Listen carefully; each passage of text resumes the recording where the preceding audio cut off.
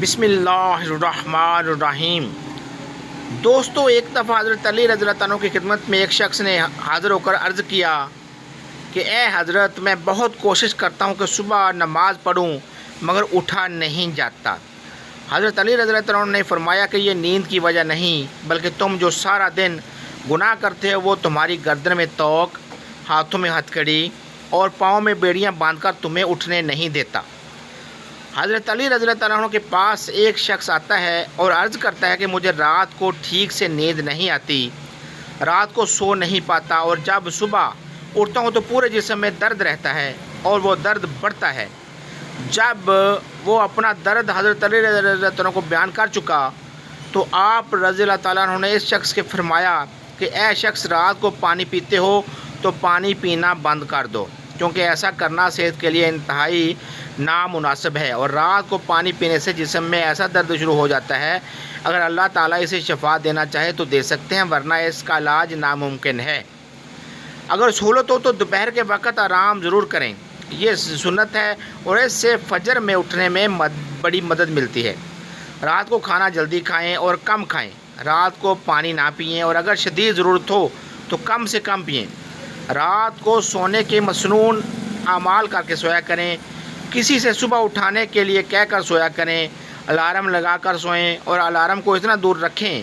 کہ اسے بند کرنے کے لیے اٹھ کر چل کر جانا پڑے۔ جیسے ہی آنکھ کھلے تو دونوں ہاتھوں سے چہروں کو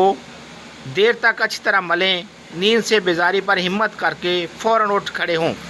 نفس کے اس تقاضے پر عمل نہ کریں کہ ابھی تھوڑی دیر اور آرام کر لیتے ہیں تو پھر اٹھ جائیں گے، اس طرح نماز قضا ہو جاتی ہے۔ اللہ سے مدد مانگتے رہا کریں، فجر میں اٹھنے کا پختہ ارادہ کر لیا کریں، اندرونی الارم لگائیں، یعنی دل میں بھی اللہ کی محبت پیدا کریں۔ نبی کریم صلی اللہ علیہ وسلم نے فرمایا کہ جس نے فجر کی ایک رکعت جماعت کے ساتھ سورج نکلنے سے پہلے پا لی، اس نے فجر کی نماز با جماعت کا ثواب پا لیا، اور جس نے عصر کی ایک رکعت جماعت کے ساتھ سورج ڈوبنے سے پہلے پا لی، اس نے عصر کی نماز با جماعت کا ثواب پا لیا۔ 5 نمازوں میں سے سب سے اہم نماز فجر کی ہے۔ اس کی اہمیت کا اندازہ اس بات سے لگائیں کہ اللہ تعالیٰ فجر کے وقت کی قسم اٹھاتے ہیں اور فرماتے ہیں، قسم ہے فجر کی اور 10 راتوں کی اور جفت اور تا کی اور رات کی جب وہ چلنے لگے، یقیناً اس میں عقل مند کے لیے بڑی قسم ہے۔ حضرت اماں عائشہ صدیقہ رضی اللہ عنہا سے روایت ہے کہ نبی کریم صلی اللہ علیہ وسلم ارشاد فرماتے ہیں کہ فجر کی 2 رکعتیں دنیا اور آخرت سے بہتر ہیں۔ یاد رکھیں کہ فجر کی باجماعت نماز ایک مسلمان کی صداقت اور اس کا ایمان جانچنے کی کسوٹی ہے۔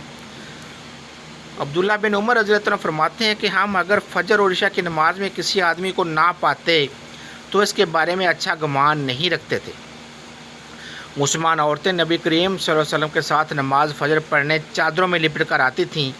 پھر نماز سے فارغ ہو کر جب اپنے گھروں کو واپس ہوتیں تو انہیں نبی کریم صلی اللہ علیہ وسلم نے فرمایا کہ رات اور دن میں فرشتوں کی ڈیوٹیاں بدلتی رہتی ہیں، اور فجر اور عصر کی نمازوں میں ڈیوٹی پر آنے والوں اور رخصت پانے والوں کا اجتماع ہوتا ہے۔ پھر تمہارے پاس رہنے والے فرشتے جب اوپر چڑھتے ہیں تو اللہ تعالیٰ اس سے پوچھتا ہے، حالانکہ وہ اس سے بہت زیادہ اپنے بندوں کے متعلق جانتا ہے، کہ میرے بندوں کو تم نے کس حالت میں چھوڑا؟ وہ جواب دیتے ہیں کہ ہم نے